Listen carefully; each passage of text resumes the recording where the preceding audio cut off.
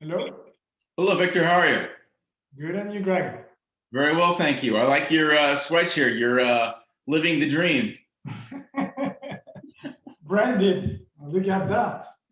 You definitely are. Oh, there's a view. Miami. Nice. So Miami Beach is, you don't want to go to Miami Beach these days because of spring break, but we are midtown and it's beautiful. Yeah, And until I'm you get all originally, your shots and everything.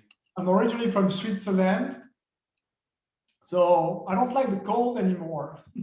Yeah, I don't either. I'm up in Connecticut and it's freezing here still. But today's a good day. Today it's up to 58. Nice. Here it's going to be like 81. Nice.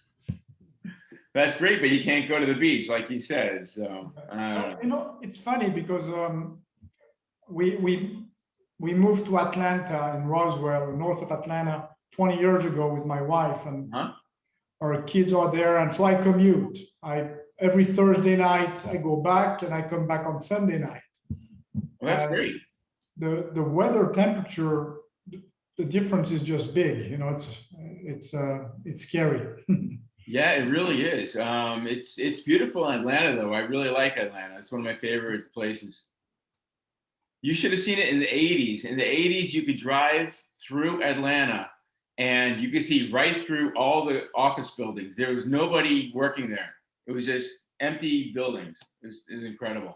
And now, you saw my background. When I came to the US was for Dartfish, and people were asking me, why did you choose Atlanta? And I'm like, it's going to become a tech hub, Yeah. and you have Delta, you have cost of living. I mean, I made a full sheet of reasons why to move to Atlanta. And now it's the number one city for movies, before Really? Hollywood. Yes, Wow. I in the didn't know world. that. Yeah. It makes sense, though. It's got everything. And you're right. The tech is incredible there. And my sister lives in Atlanta. So she's actually in Alpharetta.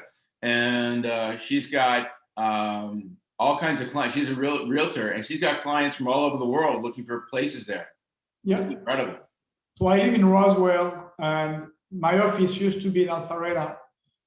So Cool. yeah, and on Fridays I work in Alpharetta. It's a wonderful city. It's you have 600-700 companies in tech. Yeah, it's big. Yeah. It's amazing. And you wouldn't think it, but yeah, they've done a great job of making that city really a great place to have a business. Yes. So that's great. So tell me about Sports Ed TV. What's your thing there? Yeah. So as you have seen, I've been in sports technology for 20 years, right? Yeah. Like you, I have a sports background. Growing up, I was in weightlifting in Switzerland. It was not a very popular sport before CrossFit. The reason of weightlifting was because my uncle is, my mom is from Hungary, and in Hungary it was a very popular sport. And usually you pick a sport that your parents tell you to. Yeah. And so, as a junior, I was in the top 10 in Switzerland. It was only 10 of us. It's a small country, but I really enjoyed it. And then I went to high school and in college. And in Switzerland, it's a different concept. Back then you did sport or you did study. There is the American system is very, very unique, as you may know. Yeah, it is. So then I went to business school, and in 1999, five of us decided to create Dartfish. Dartfish that became, you may have heard of Huddle. So Dartfish is a competitor to Huddle. Yep. More for the Olympic sports. We at the last Olympics, 72% of the medals were won by people using Dartfish. Right. The Patriots, Bill Belichick uses Dartfish, and we have tons of medals and a lot of people using it. So I did that, came to the US in 2000, and my first trip was to the US Olympic Committee. And I asked them, what do you need? I always believe that do what people need and don't try to push technology. That's, yeah, exactly. mistake that a lot of technology companies do. And I spent few days with them, and then I developed very strong relationships with a lot of national governing bodies. USA Swimming back then, USA Skiing, and I mean all of them use Dartfish. And I did that for approximately 20 years. So, was the CEO of Dartfish, so traveling every month to Switzerland for a week. Crazy. That's how I lost my hair. Yeah, that'll do it. Yes.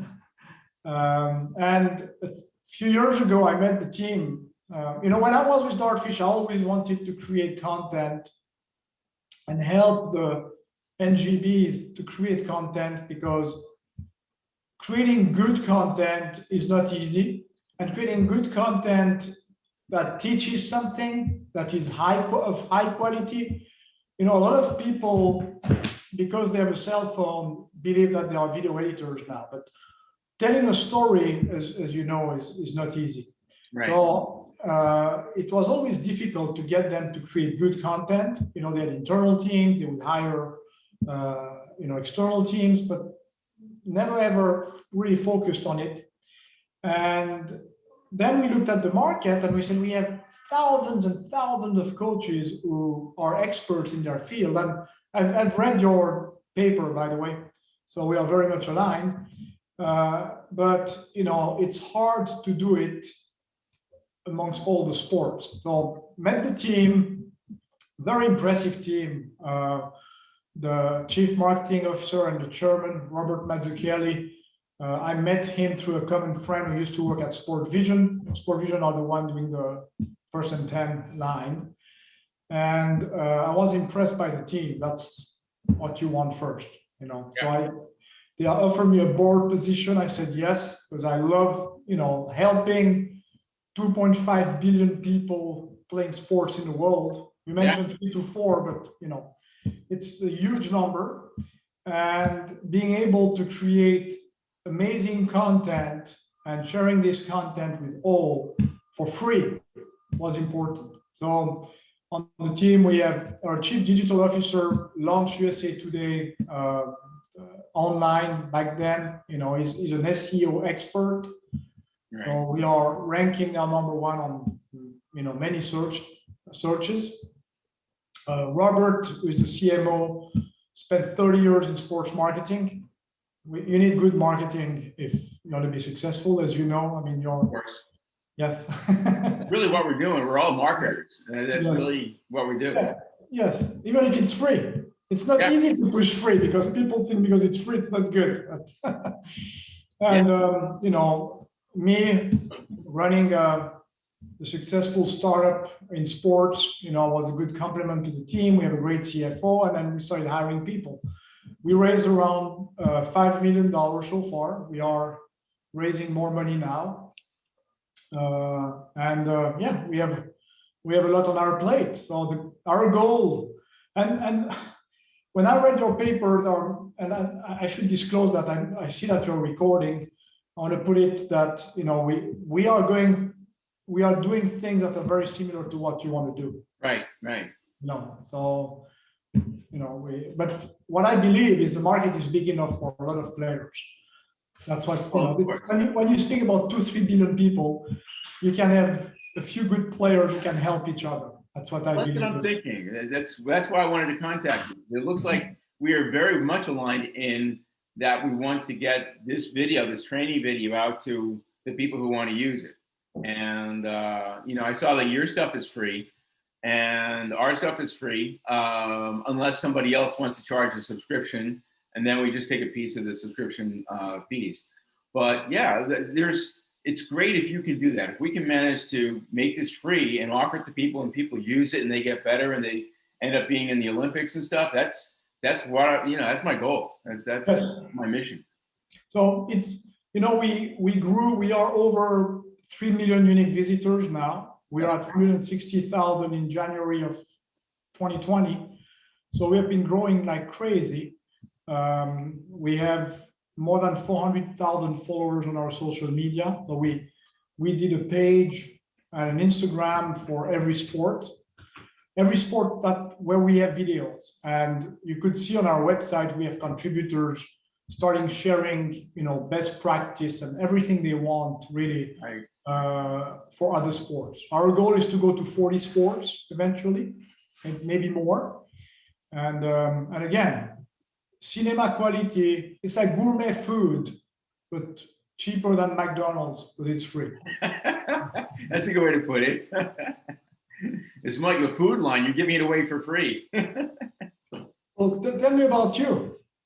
Well, I've been lifelong competitor in sports. I didn't like the big sports, and I was never a big guy. I was always sort of a little shorter, a little smaller, so I couldn't play basketball or football.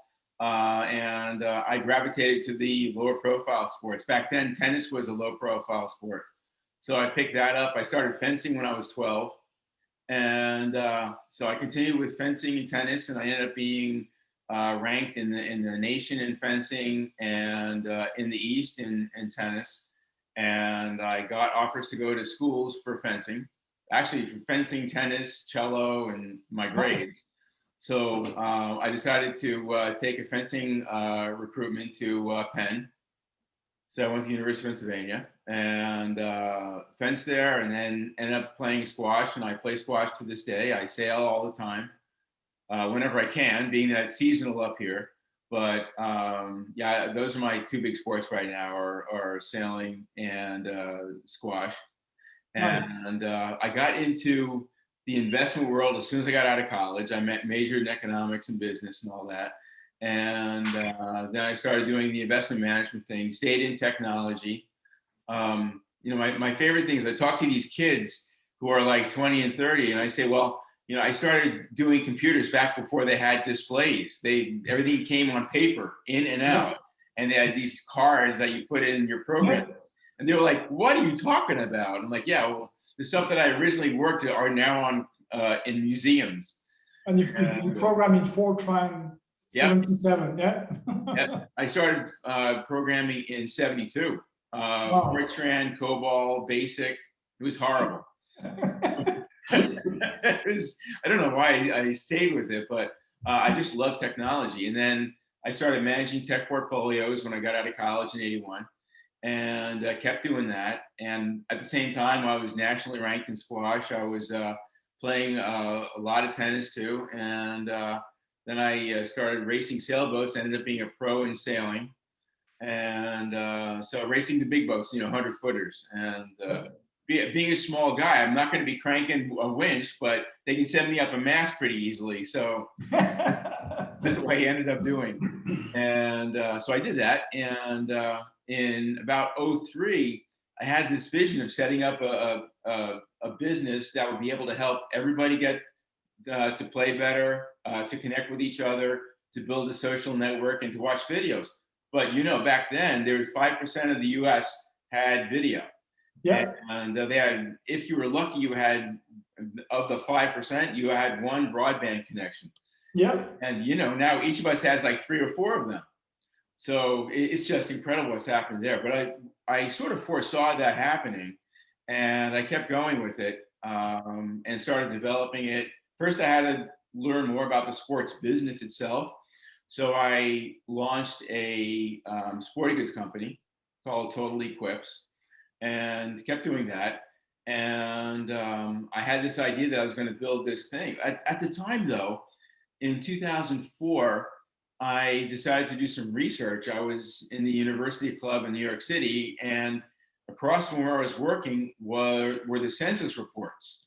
And I'm thinking that maybe 100,000 people fenced, maybe 50,000 sailed, maybe 20,000 played squash. But then I grabbed the census reports, I opened them up, and like you, I was shocked. I was like, this doesn't make sense. 80% of the people are playing those other sports, the Olympic sports. They're not playing basketball, baseball, and football and hockey. And so I realized that was my day. I said, this is going to be big, and I need to learn everything about it. So ended up building a sporting goods company. Then we started working on a league and team management system online. And then my partner split with that because I realized there were too many competitors in that field. And what I really loved, my mission wasn't ready, that I was going to help people become better athletes and connect with their communities. So that's what I did. And I started running with UB Sports in 2014. And we're about a month away from launching our commercial site. So Nice. story. So we have about 50 sports already set up on UB Sports. We're transferring all of that on our beta over to the real site. And we'll be running from then by loading up the Olympians and the pros to help us make sure that we're curating each sport properly. Yep. So that's where we are now. We're the same thing. We're in the middle of a $2 million raise, hoping to get up to $5 million when we're done. And it'll take us about 2 years to get to cash flow positive.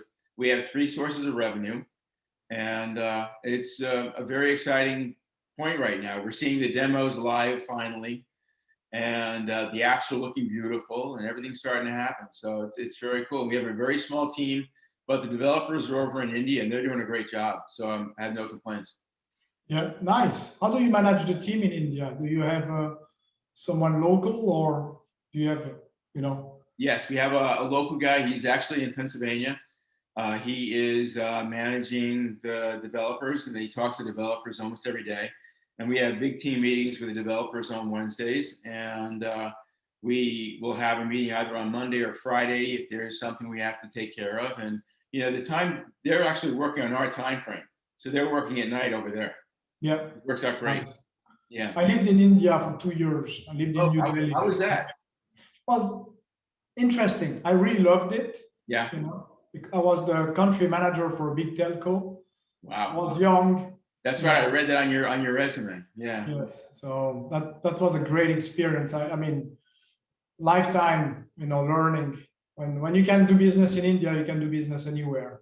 Really? Yes, they are very tough, very good. They negotiate everything. So you go to the market there, you negotiate everything. So you learn these skills that you bring with you then to the business world. It's very interesting.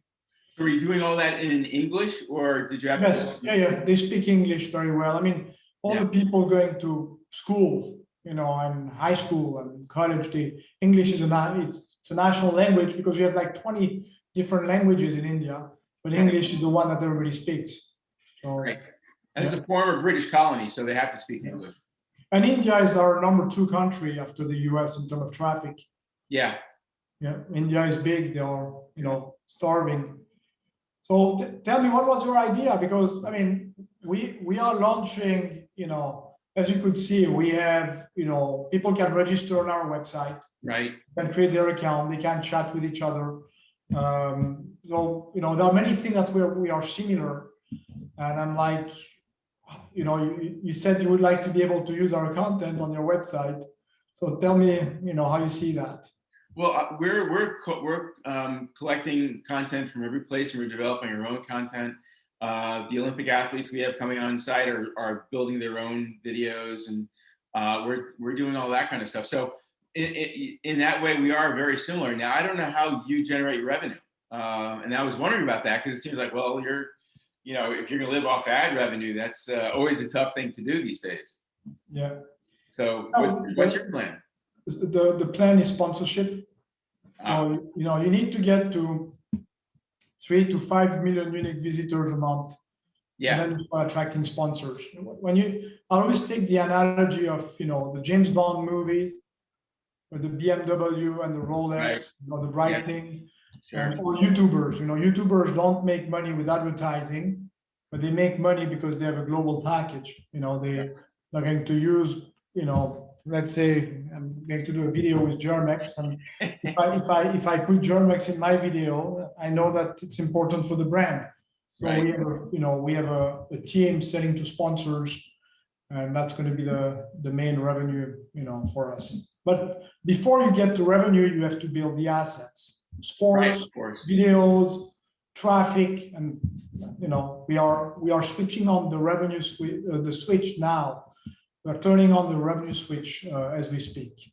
Yeah, ours turns on the day we open the site. So sometime late April, we'll start building the revenue too. Yep. So do you have a subscription model? Actually, it's free model unless you are buying a subscription from somebody else. We do have a couple of subscriptions we're selling to trainers so they can schedule their training areas or their studios. and we're also selling sporting goods.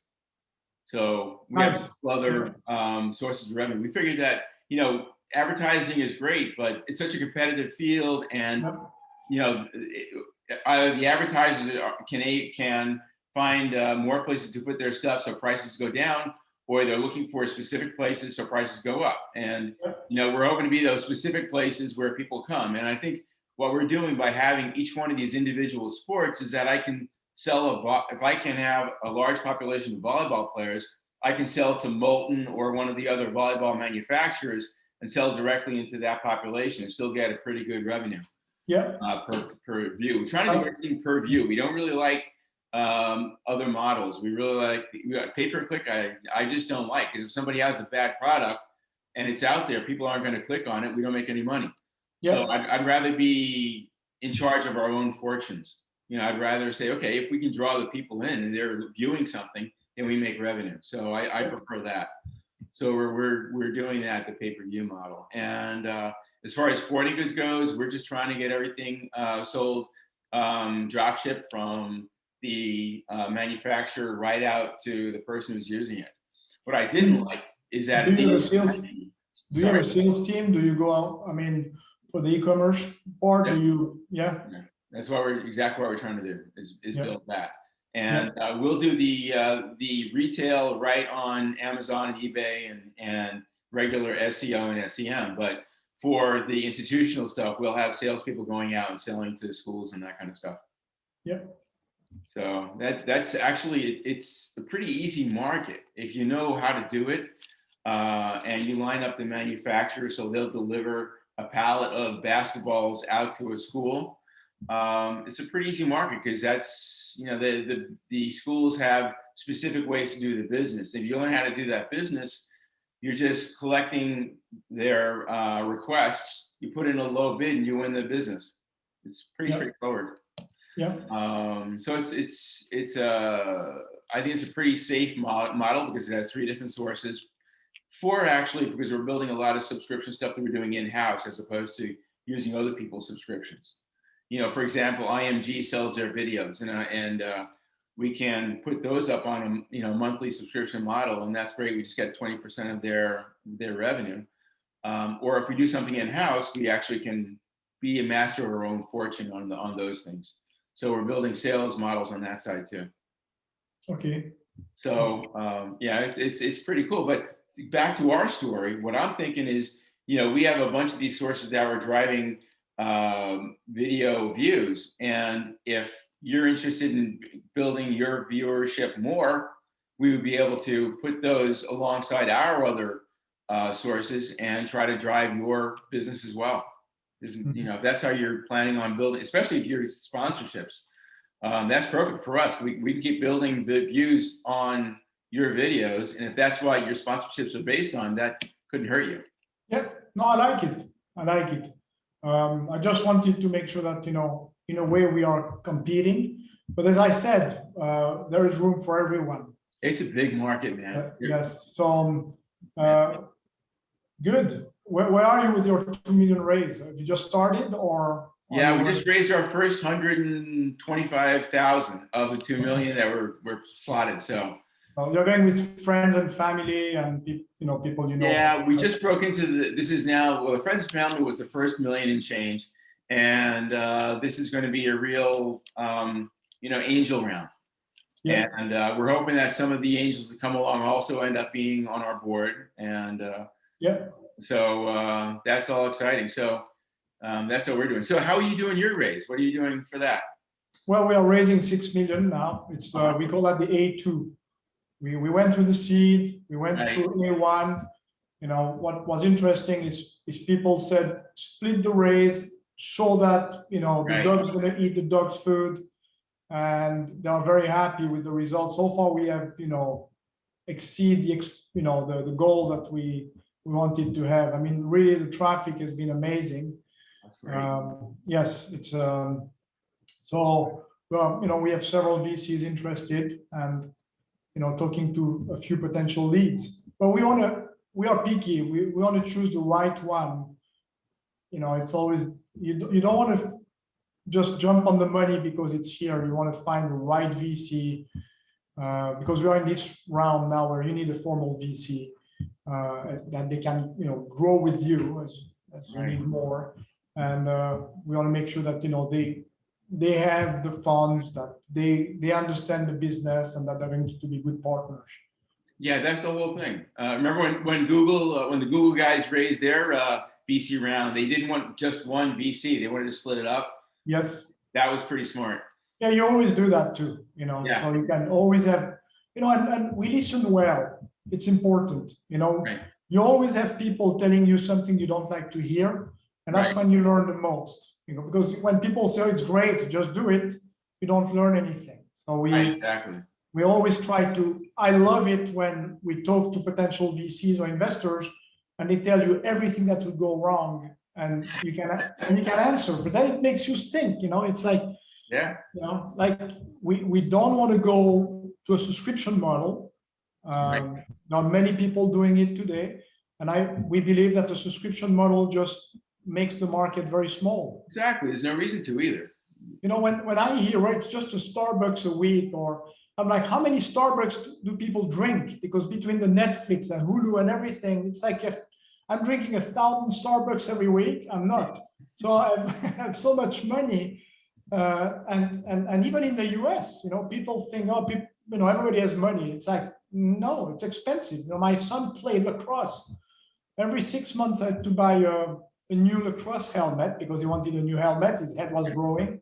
It costs money, and for a lot of families, it's too much. So if on top of that you tell them you have to pay, it makes it harder. But I understand that some people want to sell their content.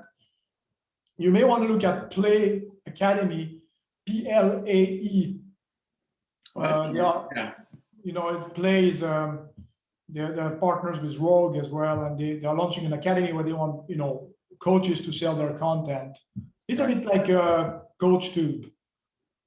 You have heard of CoachTube, I'm sure. Right. What about that? Like Flow also has a lot of stuff, but it's not really training stuff. It's really just competitions. So Flow started with wrestling. Right. And the Martin, the CEO, was a wrestler, and he saw a need, saying, nobody's really programming wrestling. So they went big into wrestling, and now they went and they're buying the rights to broadcast sports that are not on TV.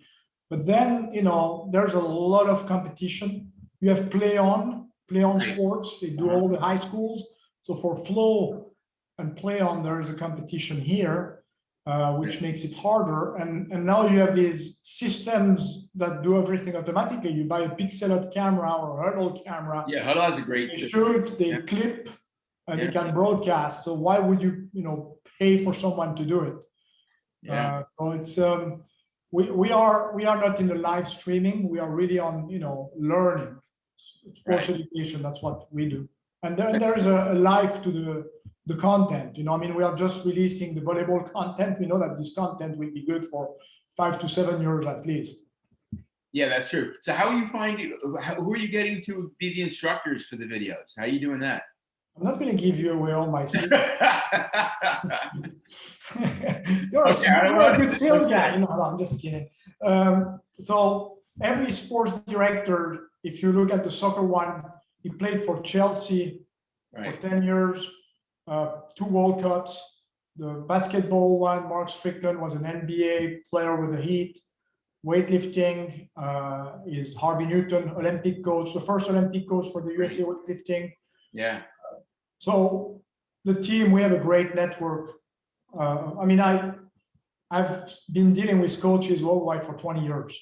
Wow. They know Dartfish, they know me, and the team that we have here, we all have a strong sports background and hopefully a good reputation. I knocked on wood here.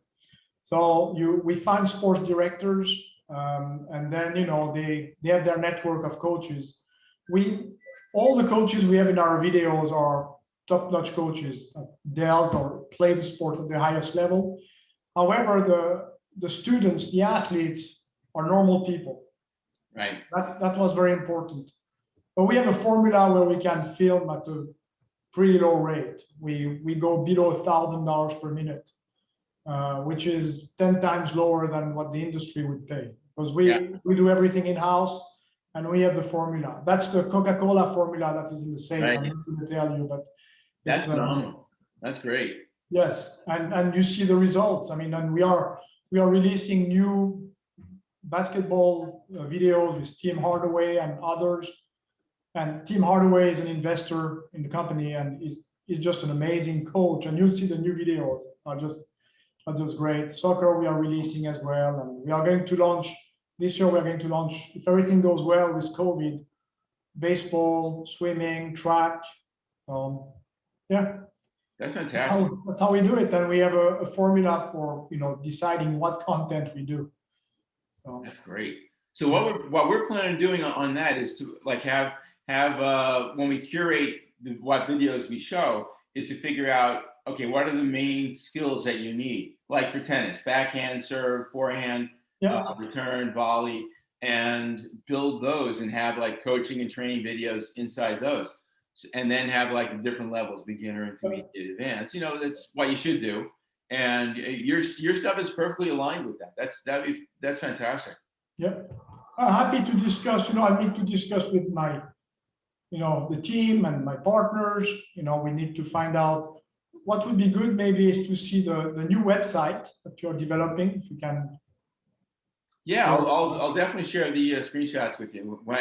We're just getting it now too. It still it still says lorem ipsum on everything, so we have to get that taken care of. Yeah, but happy to do something. Maybe part of the videos could go on your website, and then you could send people to our website for the rest. Absolutely, yeah. We definitely figure that out. That's not a big deal. But easy. Yeah. Excellent. Well, I'm really glad we're communicating. This is yes, likewise, and I hope that your funding is going to go well. Yours too. Send me some of the screenshots of what you have. We are going to launch an app as well, and we're going to let coaches. So far, the content that we have on the platform is our content. Right. We're going to let some of the coaches put their content as well on a different part of the website, because we want to make sure that people understand that Sportshead TV is quality number one, and you always have to be careful. I think what you're doing is very smart, to find some like an admin, moderator, curator for each sport. Make sure that you only have good content on your platform and not what you see on YouTube, because it's impossible to know what is good or bad. Well, I think the YouTube experience is the worst experience in the world, because you go there and you say, I'm looking for backhand squash training. And the first video, second video, maybe your squash training for the backhand. And then you go to South Beach girls on whatever. It's ridiculous. And I can't stand the way they try to take you away from what you came to YouTube for. It drives me crazy. You should be on our call when we pitch to investors, because you are saying exactly what we are telling them. Yeah. It's funny. Yeah. The problem is, if you have kids and they went on Disney Channel, then the third video is Disney, like, oh, what is this? And then it gets your attention away. When you come to Sportshead TV, you come with a purpose, and you build a strong relationship with the brand. Yeah. Yeah. I'll be on those calls with your investors. Don't worry about that. No, that's great. I'm psyched. This could work out really well. Good. So let's plan. Send me what the screenshots, and then we can move forward with some discussions. Very happy. I'll send it to you as soon as I can print them out. Thank you, Greg. Thank you. Great talking to you, Victor. Likewise. Thank you. Bye. Have a great day. Bye-bye.